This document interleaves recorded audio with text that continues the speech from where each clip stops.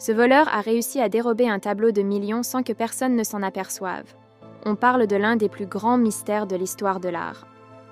Un matin, à Paris, un visiteur a pénétré dans le musée du Louvre.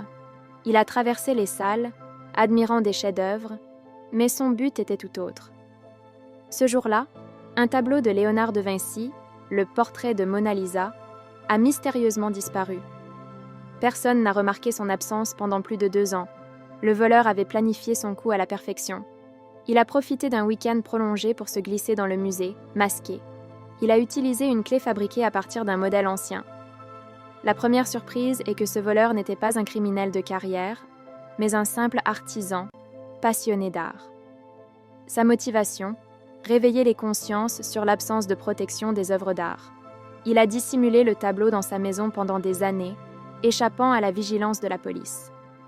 C'est à ce moment-là que les autorités ont pris conscience du désastre.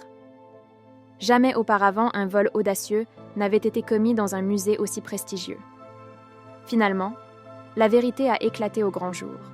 Le voleur a été arrêté après qu'il a tenté de vendre la peinture sur le marché noir.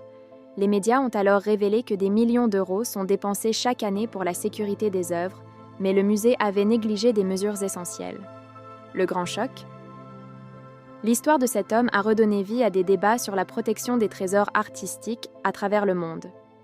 Ce vol n'était pas qu'un simple acte criminel. C'était un cri d'alarme sur l'art et nos responsabilités envers celui-ci,